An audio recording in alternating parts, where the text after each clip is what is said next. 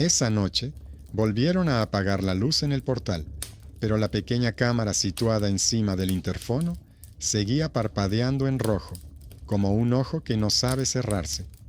Buscó a tientas su llave, se agachó y debajo del felpudo encontró otra, plana, oscura, con muescas desconocidas.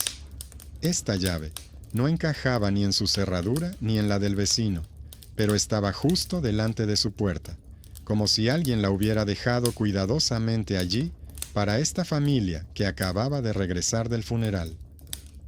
Hola a todos.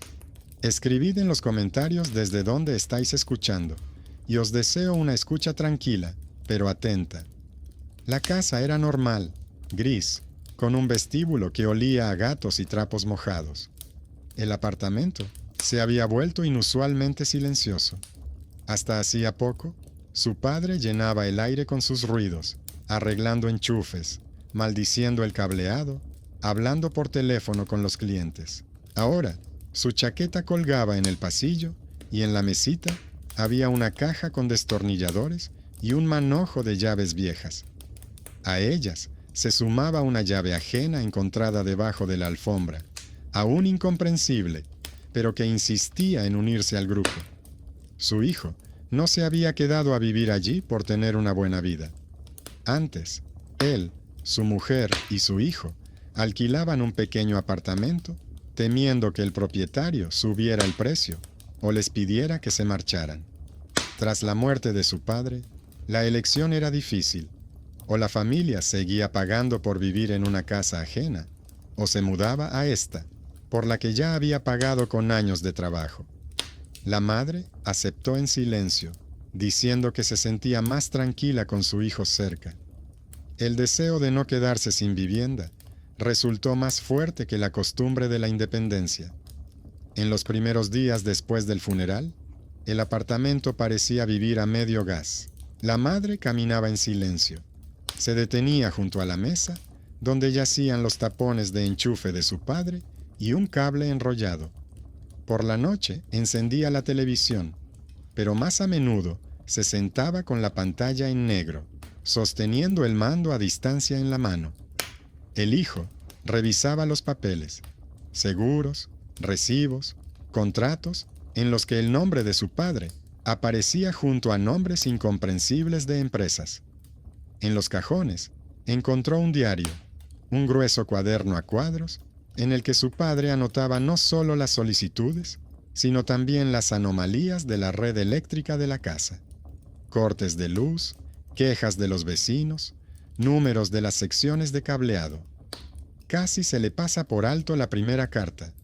El sobre gris sin remitente estaba en el buzón, entre anuncios y facturas de agua.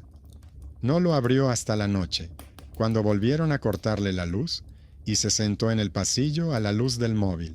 En la hoja cuadriculada había una letra familiar. Letras con pequeños ganchos, líneas ligeramente inclinadas hacia abajo. Su padre siempre escribía así, rápido, sin levantar la mano. En la carta se describía un episodio que había ocurrido recientemente. Se había fundido una bombilla en la cocina y su madre había abierto 3 veces el armario para buscar otra, pero se había olvidado de por qué había ido allí. El hijo prometió cambiarla y se fue a trabajar. En la carta, todo estaba descrito, como si el autor estuviera allí y lo hubiera visto. Al final, había un comentario gruñón diciendo que no se puede hacer así con el cableado, y una indicación muy concreta de dónde estaba la bombilla necesaria. La bombilla estaba realmente en el lugar indicado. El hijo le mostró la hoja a su madre. Ella comparó durante mucho tiempo la letra con la de los cuadernos y luego dijo que era sin duda la de él. Añadió que a su padre le gustaba bromear, diciendo que si no usaban correctamente los enchufes, les escribiría desde el otro mundo. Entonces todos se rieron, pero ahora la broma encajaba de forma desagradable con el sobre que había sobre la mesa. Intentaron encontrar una explicación sencilla. Decidieron que el padre podría haber escrito varias cartas por adelantado y haber pedido a alguno de sus conocidos que las enviara después de su muerte. Era típico de él. No confiaba ni en los servicios ni en las personas y trataba de controlarlo todo. Pero la segunda carta echó por tierra esta versión. Por la noche se volvió a ir la luz. La cámara sobre el interfono parpadeaba obstinadamente. A la mañana siguiente, en el buzón, había de nuevo un sobre gris. La letra era la misma.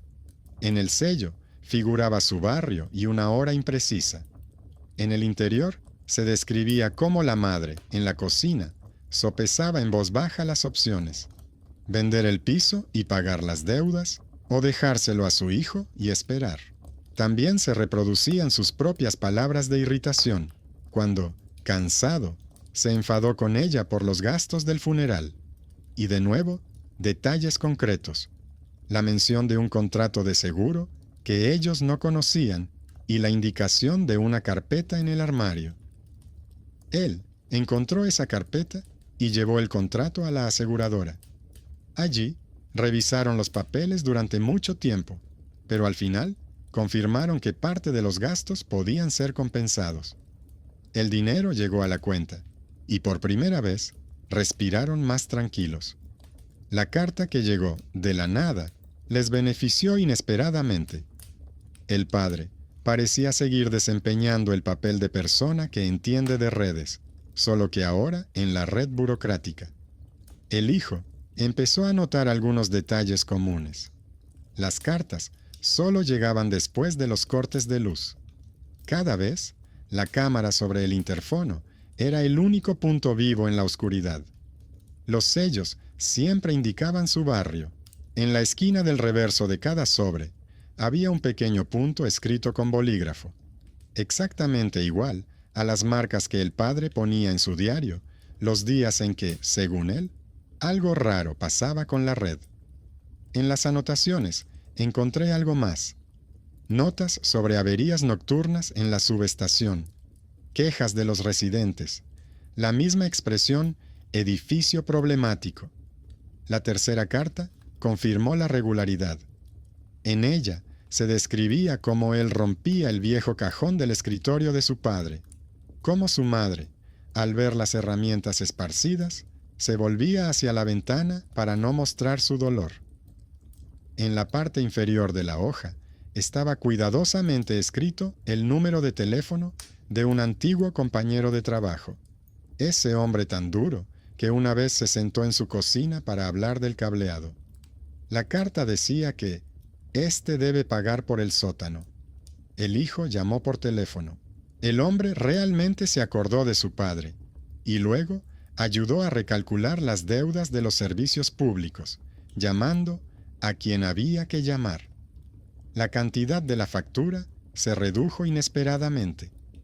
El benefactor inesperado apareció como si saliera de una línea escrita por una mano muerta, pero actuó de forma muy material, a través de su cargo y sus contactos. Con cada sobre crecía la sensación de que alguien vigilaba sus vidas, no desde el más allá, sino desde el barrio vecino. Alguien que conocía su casa, sus hábitos, sus deudas, sus puntos débiles. Alguien que utilizaba la letra de su padre, sus bromas, su antigua red de contactos e incluso los cortes de emergencia. El halo místico se mantenía solo por una cosa: el padre yacía bajo tierra y las cartas seguían llegando y dando en el blanco, justo donde más les dolía y más las necesitaban. La llave extraña que estaba debajo de la alfombra había estado todo este tiempo en su mesita de noche, entre las herramientas de su padre. Intentó varias veces abrir con ella las cerraduras del apartamento, del sótano y del trastero de abajo. No encajaba en ninguna parte.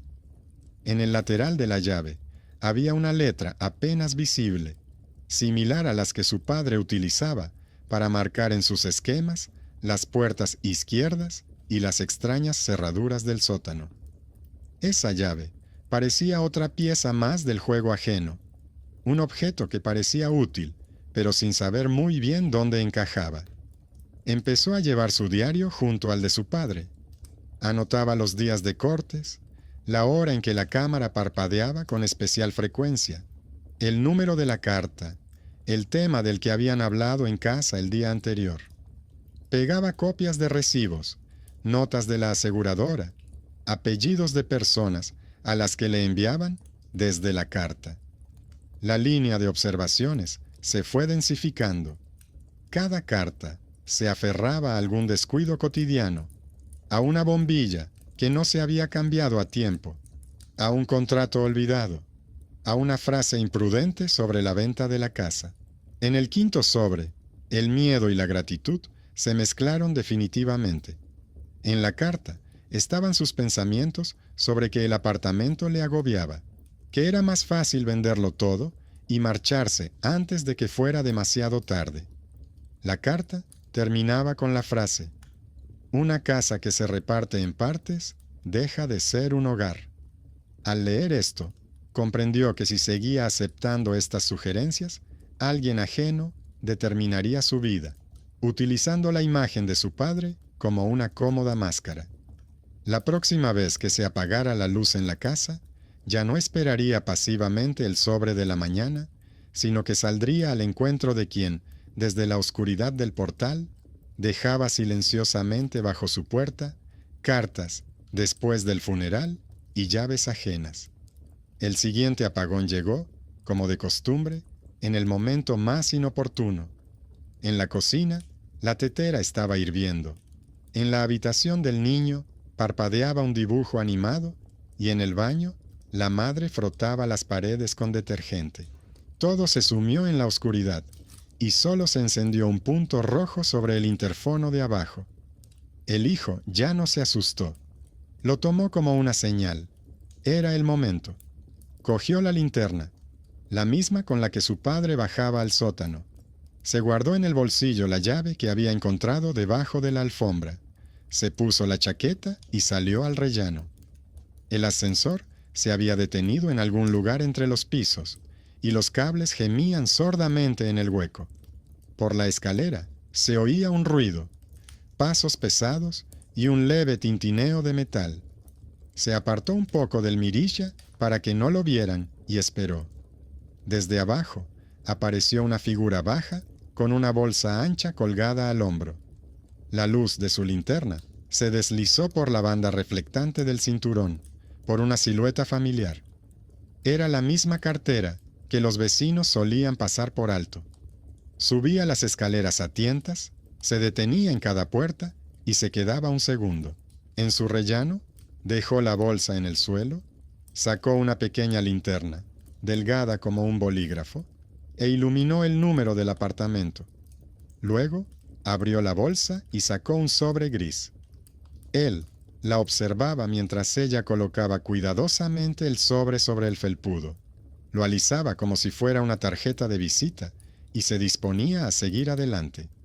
Él salió de la oscuridad y habló, tratando de que su voz sonara firme. Le explicó que entendía que había un horario y un reparto, pero que las cartas que les llegaban después de la muerte de su padre eran demasiado extrañas. Le preguntó directamente si las traía de la bolsa habitual o si alguien se las entregaba por separado. La cartera no se asustó, suspiró y dijo que los sobres sin remitente y con un sello especial se los daba su jefa, aparte de la pila general. Cada uno de esos sobres estaba marcado en el registro como entregar personalmente en el buzón. Ella no lee las cartas, ni tiene derecho a hacerlo, pero se da cuenta de que la dirección es siempre la misma y que solo llegan después de los cortes nocturnos. Añadió que su padre solía ayudarles con el cuadro eléctrico cuando a los carteros les fallaba la iluminación del portal y que su jefa hablaba de él como de una persona que mantiene todo el edificio con su palabra. La cartera pensaba que se trataba de una última petición suya, enviada por correo. Él le preguntó si podía echar un vistazo al diario. Ella dudó, dijo que no estaba segura, pero finalmente admitió que desde hacía tiempo tenía una extraña sensación cuando llevaba esos sobres. Una vez, le preguntó a su jefa quién los enviaba. Ella respondió que, por orden interna, desde la central, y le mostró una copia impresa con la firma de una persona desconocida para él. El apellido que figuraba en el documento le resultaba familiar.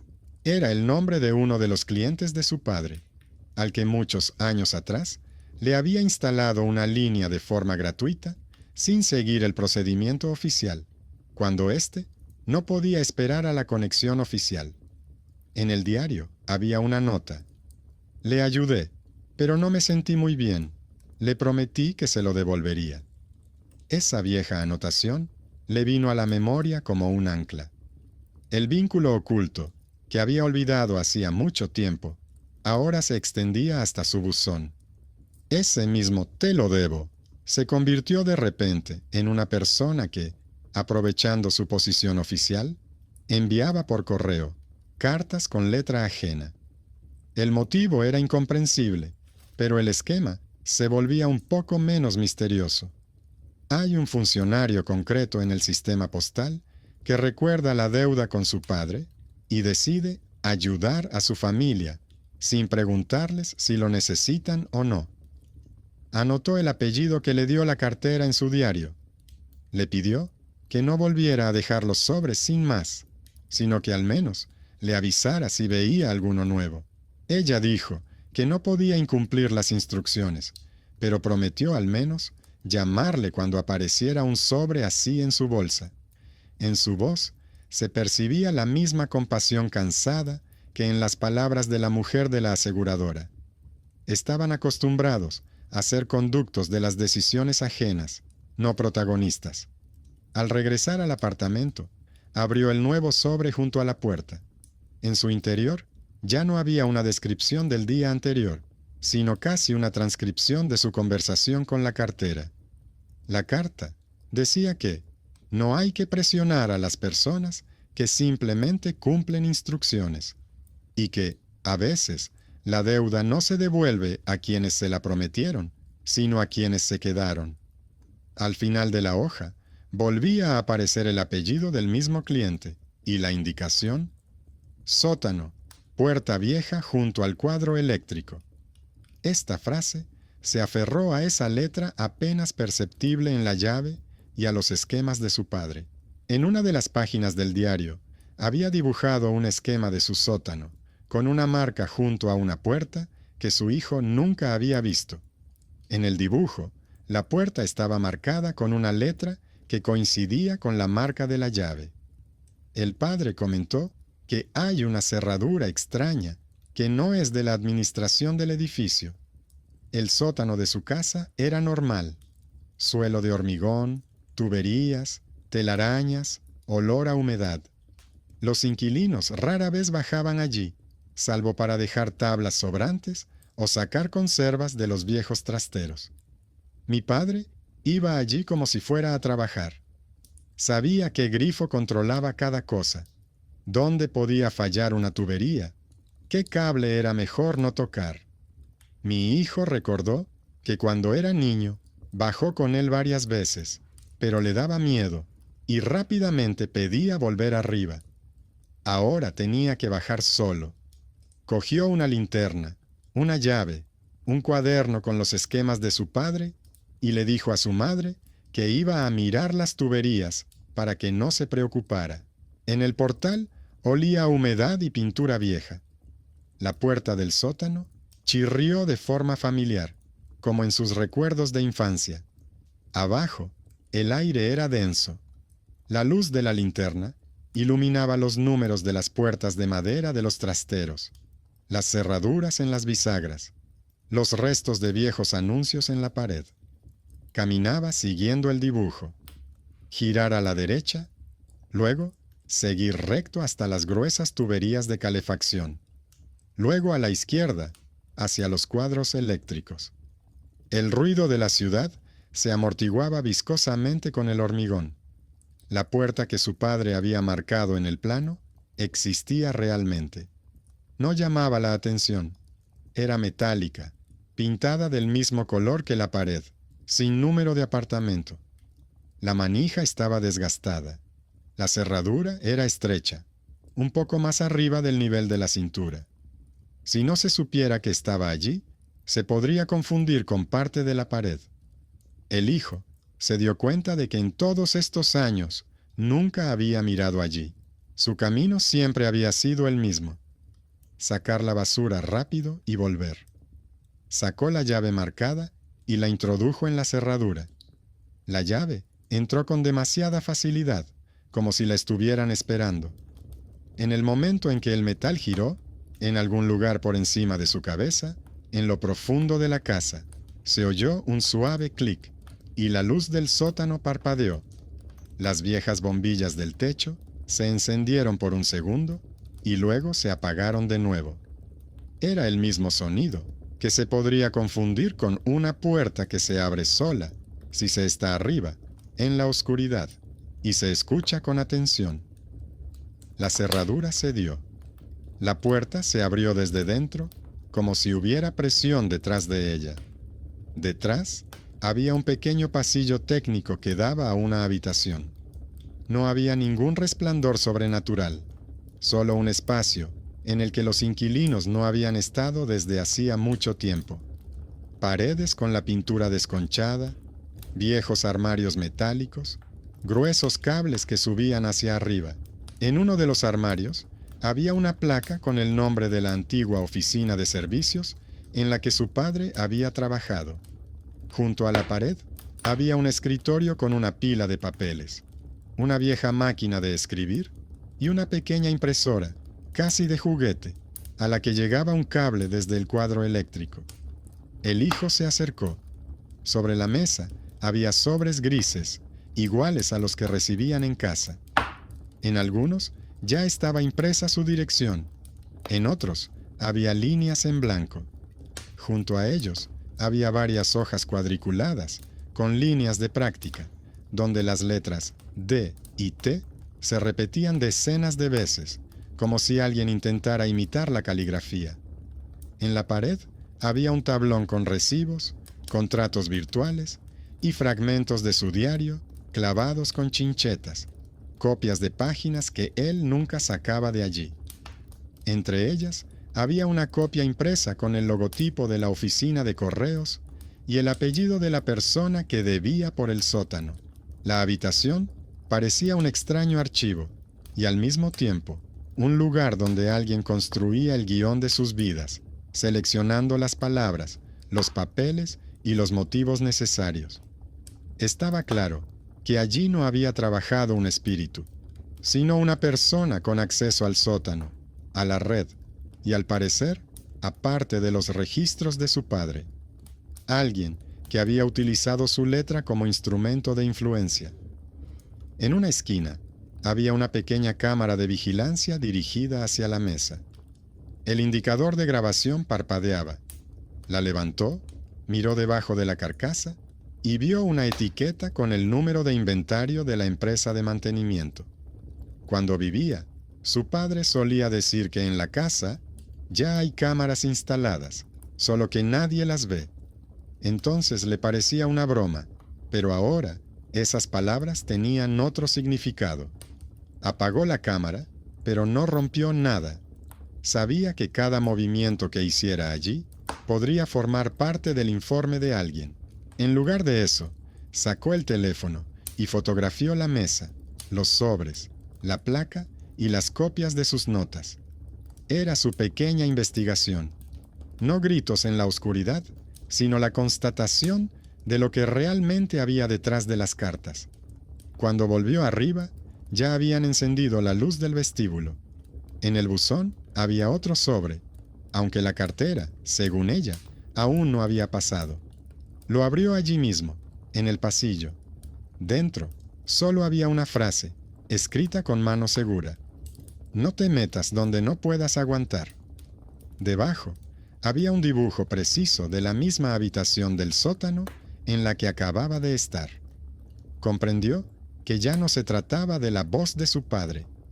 Era la voz de un extraño que había aprendido demasiado rápido a imitar no solo la letra, sino también los hábitos. La pregunta ¿quién y por qué? Se convirtió en el eje central de su vida. Y lo peor de todo era que ese alguien sabía claramente que ya había encontrado la habitación con las cartas. Después del sótano, se sentó durante varias horas en la cocina, en la penumbra, escuchando cómo el aire circulaba por las tuberías. Su madre se había acostado temprano. Su hermana se había ido a la residencia de estudiantes. El apartamento se había vuelto transparente, como un decorado. Sus pensamientos volvían constantemente a la mesa de la sala técnica, a las líneas de entrenamiento, a las copias de sus anotaciones en la pared. Tenía la sensación de que alguien ajeno había preparado el guión de su dolor, utilizando todo lo que su padre había dejado atrás: su letra, sus esquemas, sus deudas pendientes. Por la mañana, se dio cuenta de que el hallazgo del sótano no sería el único. Debajo de la mesa de aquella habitación, vio una caja de plástico con una pegatina de la oficina de servicios y una abreviatura que le resultaba familiar. Su padre había criticado varias veces a esta empresa en su diario, y junto a su nombre había escrito cuidadosamente el apellido de la persona que estaría en deuda por el sótano. Ese apellido aparecía ahora en cartas, en registros postales y en sus propias inquietudes. Demasiadas coincidencias como para achacarlo todo a la casualidad. Reunió en una carpeta las fotos impresas del sótano, las copias de los sobres, la hoja con las letras de entrenamiento y se dirigió a la oficina de la empresa gestora. Allí, todo era tan lúgubre como en cualquier otro lugar similar. Sillas de plástico, cristales turbios en las ventanas, una cola de jubilados con sus recibos. Detrás del cristal estaban sentadas las operadoras, alternando entre las pantallas y los registros en papel. Lo llamaron a la ventana y él explicó con calma que había encontrado en el sótano del edificio una habitación cerrada con equipos y documentos, de la que nadie había informado a los residentes. La operadora respondió primero con una frase aprendida sobre locales de servicio, pero cuando él mencionó el apellido de la persona que figuraba en las cartas y le mostró la copia impresa con la placa en el armario, algo cambió en su mirada. Ella dijo que para esas cuestiones había que escribir una solicitud dirigida al director y le entregó un formulario en blanco. Le temblaban las manos, pero aún así empezó a rellenarlo. Dirección, motivo, solicitud de aclaración sobre el estado de la habitación y la legalidad del tratamiento de los datos de los inquilinos. Mientras escribía, se acercó a la ventana otra empleada, una joven tranquila, con una tarjeta de identificación y una gruesa carpeta en las manos. Miró sus papeles, las fotos, y le pidió a su colega su solicitud para aclarar. Se alejaron hacia la mesa, susurraron algo. Luego la segunda regresó y le sugirió que se sentara un poco más lejos y esperara. Dijo que intentaría consultar los registros internos de la casa, aunque normalmente no se hace así. En su voz no había curiosidad, solo una cautelosa compasión. Al cabo de un rato, regresó con unas copias impresas. En ellas figuraban datos de la base de datos interna, información sobre la conexión del interfono, las cámaras y las líneas de emergencia. Entre ellos, un registro sobre esa misma habitación del sótano. Figuraba como Centro de Control de Carga y Consumo. La organización responsable era la misma empresa y la persona a cargo era un apellido conocido del diario. En una columna aparte, figuraba una lista de apartamentos conectados al programa de vigilancia. Su puerta aparecía en las primeras líneas. A la derecha había una nota discreta: a petición del cliente por méritos especiales. Ella explicó en voz baja que según los documentos, todo parecía casi legal.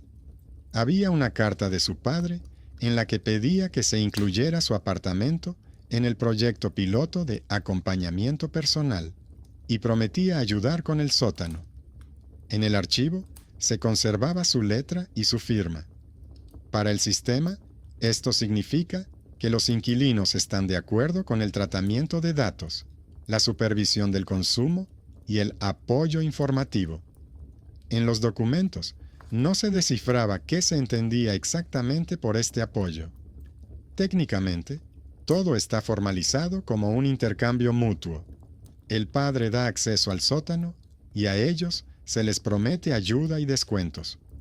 La empleada miró esas líneas con el mismo rechazo que él. Dijo que era la primera vez que veía una formulación similar y que, muy probablemente, ya nadie en la cúpula controlaba ese proyecto. El responsable había cambiado, pero la marca en la base de datos se había quedado. Sin embargo, el apellido del responsable del sótano no estaba tachado en ninguna parte. Ella le propuso hacerle copias de esas páginas para su archivo personal, advirtiéndole que oficialmente eran para uso interno. No fue un apoyo ruidoso, sino un gesto silencioso, casi invisible. La persona que se sienta frente al teléfono e introduce cifras en las tablas resultó ser, inesperadamente, la pequeña que realmente mueve los hilos. Su capacidad para orientarse en el antiguo programa, encontrar las líneas necesarias e imprimir lo que normalmente permanece oculto, se volvió más importante que el cargo de quien en su día firmaba los contratos. De camino a casa, repasó mentalmente lo que había visto. Resultó que la voz del padre mitológica se basaba en pilares bastante materiales. Una vieja carta firmada, un nodo técnico en el sótano, una cámara que vigilaba la mesa, acceso a copias de su diario y recibos, un empleado atento con derecho a entrar en el sótano y un conocido del correo capaz de repartir sobres con direcciones. Todo esto lo relacionaba a una persona que en su día recibió un favor de su padre por el sótano. Ahora, esa deuda se había convertido en una extraña forma de tutela sobre la familia. En casa, la madre ya tenía en la mano un nuevo sobre. Volvieron a cortar la luz durante el día y al oír pasos en la entrada, ella miró inmediatamente en el buzón. Sobre la mesa había un familiar cuadrado de papel gris. La madre pidió que se lo leyeran en voz alta, porque siempre le costaba mucho leer la letra de su marido, sobre todo ahora que le temblaban un poco las manos. El hijo leyó que ella había pasado todo el día limpiando el polvo de su chaqueta en el pasillo, que su hermana había llamado y había dicho que no quería venir a ese piso porque había demasiadas cosas suyas. Al final, el autor volvía a asegurar que no se podía vender la vivienda. Se dio cuenta de que no se atrevía a decirle a su madre que esas palabras no las había escrito su marido, sino una mano desconocida en el sótano o en alguna oficina. Para ella, esas hojas eran la última forma de presencia. No creía en los milagros, pero guardaba las cartas con cuidado, colocándolas en una carpeta aparte que ponía junto a su diario. La falsificación, organizada por control o incluso por una ayuda sincera, pero extraña, le parecía una conexión real con una persona que ya no existía. Por la noche, volvió a sacar sus notas. Copió en el diario todos los apellidos, números de despacho y referencias a órdenes internas. Hizo un esquema: sótano, empresa de servicios, persona encargada del sótano, correo, su buzón, su familia. Cuanto más dibujaba las flechas, más claro le quedaba que se habían visto envueltos en un experimento invisible de alguien para controlar la vida ajena a través de la luz, los recibos y las cartas del difunto. Todo esto se basaba en que, en su día, su padre decidió ahorrar tiempo, eludir la burocracia y hacerse cargo del sótano semioficial. Podría haber fingido que no se había dado cuenta de nada y seguir disfrutando de los frutos de esa extraña tutela. Recálculos, consejos, llamadas telefónicas necesarias. pero cada nuevo sobre se parecía cada vez más a una correa que a una muestra de preocupación. Lo que daba miedo no era que alguien los estuviera vigilando, sino lo fácil que sería en cualquier momento volver ese sistema en su contra.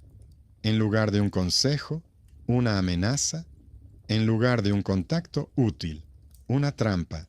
Cuando su madre se fue a dormir, sacó de la mesita de noche un montón de cartas, su solicitud a la administración y copias impresas de los registros internos.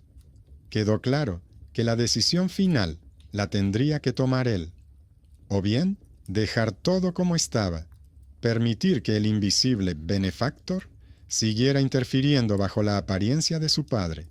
O bien, intentar cortar la relación, sabiendo que con ella terminaría también la cómoda ayuda. Recordó cómo, de niño, su padre le enseñó a distinguir entre una fuga de corriente normal y una peligrosa. Decía que hay cables que se calientan porque soportan una carga y otros que se calientan porque se utilizan para fines distintos a los previstos. En el primer caso, se puede reforzar el sistema. En el segundo, es mejor apagar todo, aunque eso signifique quedarse a oscuras temporalmente. En ese momento, su vida se parecía precisamente a la segunda opción. El plan era sencillo y burdo. Una de las próximas tardes, cuando según el calendario volvieran a cortar la luz, iba a bajar al sótano otra vez. Desconectar la alimentación de la habitación, donde se escribían e imprimían las cartas, hacer copias de su contenido y al mismo tiempo iniciar el procedimiento oficial a través de la administración y el correo. De este modo, aquellos que estaban acostumbrados a actuar en silencio no tendrían ni la tecnología necesaria, ni el derecho a fingir que no pasaba nada. La idea de que en algún lugar al otro lado del sistema había una persona que ya sabía lo que iba a hacer, no se le iba de la cabeza. Pero ahora, no solo tenía miedo y conjeturas, sino también documentos, esquemas y una pequeña pero muy precisa ayuda de aquellos a quienes normalmente nadie presta atención. Eso era precisamente lo que le daba confianza. El juego ajeno siempre se basa en el silencio. En cuanto alguien empieza a mostrar cuidadosamente y con seriedad los documentos y a llamar a las cosas por su nombre, cualquier leyenda sobre las cartas después del funeral deja de parecer un milagro y se convierte en una intervención muy personal de alguien. No esperó a la siguiente cita programada. Al día siguiente de visitar a la administradora, cogió la linterna de su padre, un cuaderno con esquemas y volvió al sótano por la tarde, mientras aún había luz en la casa y el ascensor funcionaba. No quería que todo dependiera de otro corte de emergencia, que alguien pudiera aprovechar tan cómodamente como lo habían hecho antes. La puerta de la sala de servicio se abrió con la misma llave. Dentro olía a polvo y metal caliente. La bombilla del techo brillaba tenuemente, como a través de un filtro de algodón. La mesa con los sobres, las hojas de entrenamiento y las copias de sus anotaciones estaba en su sitio, solo que ahora, conociendo las disposiciones internas, no veía un laboratorio de milagros secreto, sino el rincón de trabajo ilegal de un hombre que había confundido la vida ajena con su propio proyecto. Encontró en el panel un paquete de interruptores automáticos al que estaba conectada esta habitación. En el esquema de su padre, esta sección estaba firmada de forma seca y sin emociones, como cualquier otro nodo técnico. Cerca de allí aparecía el apellido familiar del responsable. En el diario, su padre dejó una breve nota. Si vas a meter las narices, primero desconecta la corriente. Si no, luego no sabrás qué es qué. Siguió esta lógica.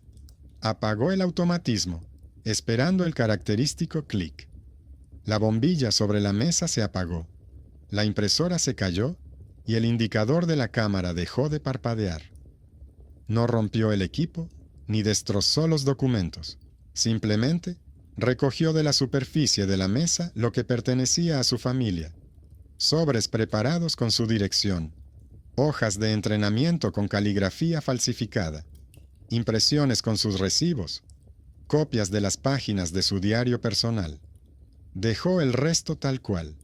Sabía que en cualquier momento podían bajar personas de la empresa de servicios, de la administración o de algún organismo de control, que encontraran la habitación sin electricidad, pero intacta, junto con la bolsa cuidadosamente doblada, que él mismo llevaría arriba para mostrársela a quienes tuvieran derecho a hacer preguntas. Antes de irse, volvió a mirar el letrero con el nombre de la empresa y el apellido en la esquina.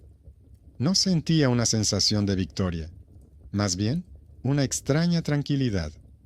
No había destruido la vida de nadie, no había montado un escándalo, no se había convertido en el héroe de una película. Simplemente había desconectado la tutela ajena, que hacía tiempo que había sobrepasado los límites, como se apaga una luz innecesaria para que no se queme el cableado. A partir de ahí, todo pareció casi cotidiano. Llevó la bolsa con los sobres y las copias a la administradora, los adjuntó a la solicitud ya presentada y exigió que se registraran como anexos. La joven empleada, la misma que le había ayudado con las impresiones internas, cosió cuidadosamente los papeles, puso el sello y la marca de recepción. Dijo que ahora el director no podría fingir que no había pasado nada. Los documentos se habían incorporado al expediente oficial.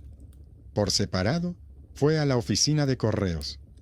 Allí había la misma cola de gente con paquetes y pensiones. Esperó su turno, explicó que regularmente recibía cartas sin remitente a su nombre, que contenían información personal y que solicitaba que se realizara una verificación.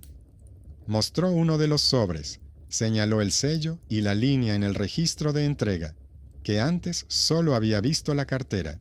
La jefa de la oficina, una mujer seca y de rostro cansado, primero intentó deshacerse de él con la frase: «Diríjase a las autoridades supervisoras», pero, al ver la copia de la orden interna con el apellido del supervisor, se detuvo.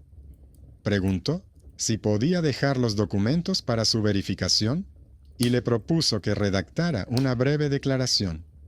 Él la escribió, enumeró los números de las cartas y añadió que parte de la información que contenían solo podía haberse obtenido mediante el acceso al sótano y a las bases de datos internas.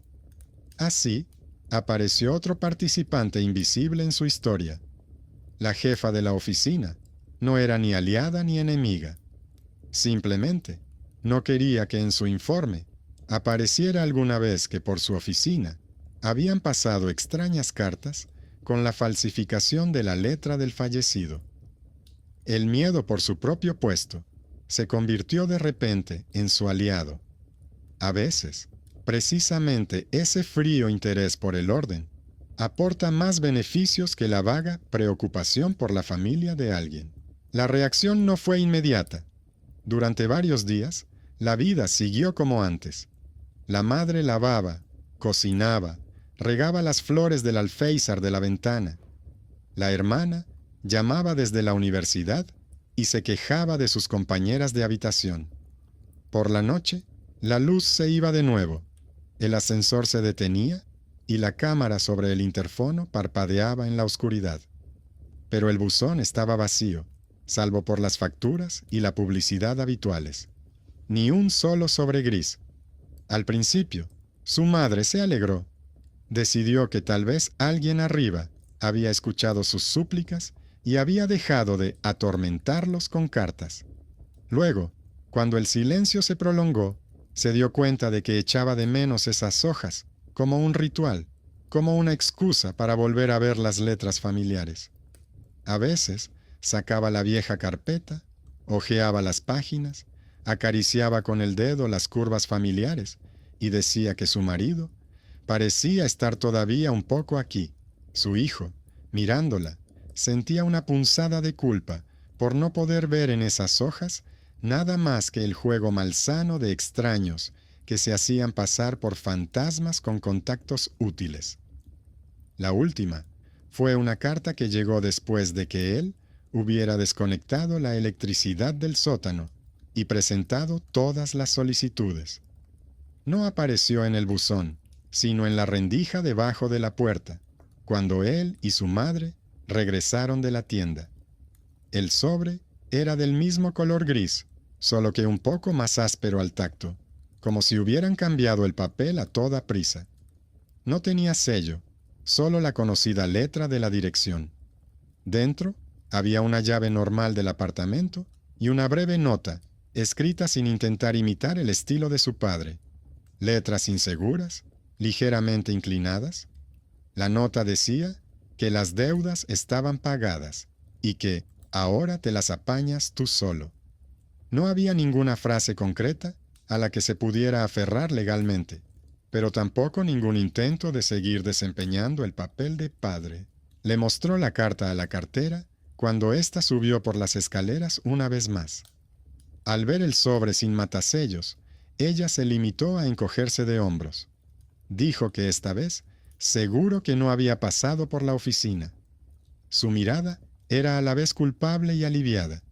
Confesó que tras su visita, la jefa había revisado las órdenes internas y había eliminado la extraña marca en su dirección. Para ella, eso significaba menos papeleo innecesario. Para él, el fin de la parte oficial del juego.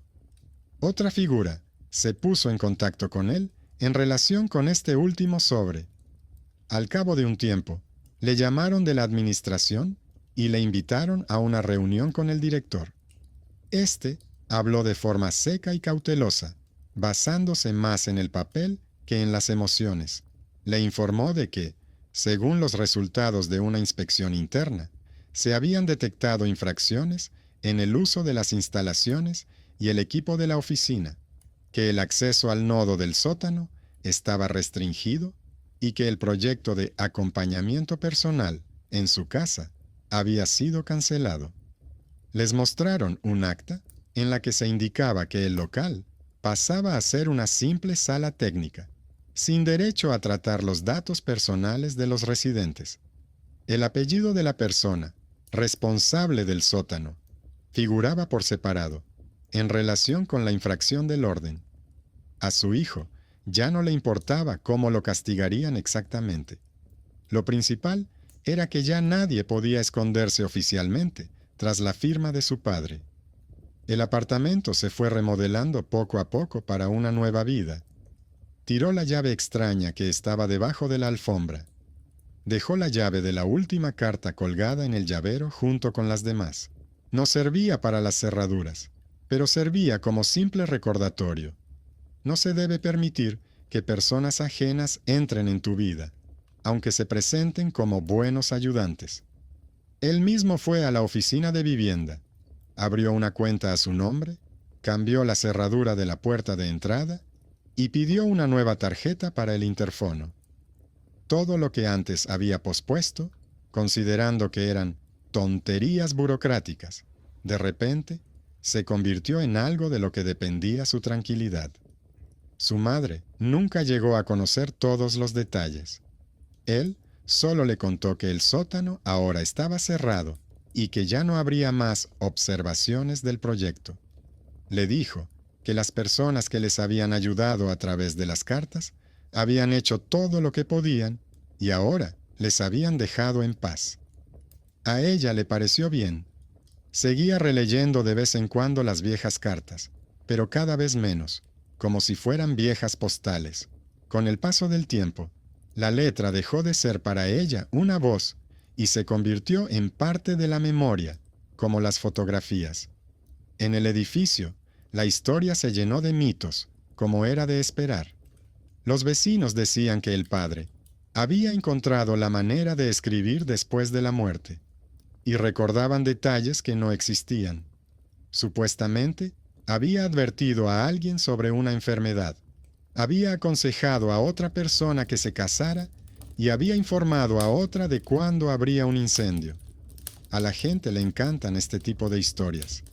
La nueva generación de inquilinos escuchaba estos relatos como si fueran cuentos de miedo junto al ascensor y a veces miraba con curiosidad hacia su puerta. Para ellos, el mito de las cartas después del funeral era más comprensible que el plano del sótano, las órdenes internas y el meticuloso trabajo de varios empleados discretos. Él no discutía, no mostraba copias de los documentos, no explicaba cómo funcionaba el centro de control, ni en qué se diferenciaba la caligrafía aprendida en las celdas de la Real. Comprendía que cada uno tenía su propia manera de lidiar con la muerte de otra persona. Para él, el documento y el esquema se convirtieron en un apoyo. Para su madre, las cartas en papel; para los vecinos, la historia de un hombre que, incluso después de la muerte, sigue controlándolo todo. No había en ello ninguna tragedia ni ninguna injusticia especial, solo diferentes lenguajes de la realidad. Por las noches, a veces también apagaban la luz, pero de otra manera. El ascensor se detenía, el edificio se quedaba en silencio. La cámara sobre el interfono parpadeaba uniformemente, sin interrupciones nerviosas. Se acercaba a la ventana y miraba el patio, donde las ventanas de otras casas brillaban en la oscuridad. En su interior ya no había la antigua expectativa de que al día siguiente le esperaría en el buzón un envío procedente de la mente de alguien. Si llegaba un sobre, solo contenía facturas, publicidad y alguna que otra postal. La carpeta con las cartas de su padre estaba en la estantería junto al diario. Ya no se añadían más, pero tampoco se habían convertido en basura. Simplemente se convirtieron en parte del archivo familiar, como los documentos de propiedad, las fotos de la graduación o las tarjetas médicas. El padre había vuelto al lugar donde debía estar, a sus asuntos en vida, a los planos de cableado, a las notas en los márgenes y a los hábitos que ahora repetía su hijo, comprobando él mismo los enchufes y los contadores. La justicia aquí parecía silenciosa. Nadie vino a pedir perdón, nadie se arrodilló, nadie reconoció en voz alta que había utilizado el dolor ajeno como un cómodo canal de influencia. Pero el sistema que permitía hacerlo dejó de funcionar gratis y sin demanda. Las personas acostumbradas a esconder las decisiones en sótanos y salas de servicio recibieron sus calificaciones de servicio. Los que se consideraban pequeños se convirtieron en clave: una empleada discreta, una cartera, una mujer de una aseguradora. Lo más importante que cambió fue la posibilidad de elegir. Ahora, la familia podía equivocarse a su manera, pagar las facturas a tiempo o con retraso, discutir sobre la venta del piso, llegar a acuerdos con los vecinos, pelearse y reconciliarse, sin mirar atrás a lo que diría la siguiente carta en papel cuadriculado con letra falsificada. El mito de las cartas se quedó fuera, en las conversaciones en la entrada del edificio. La realidad estaba en la carpeta con los documentos, en el silencio sin pistas y en el hecho de que, a partir de ahora, solo ellos tenían que decidir hacia dónde girar las puertas del pasillo de su propia vida.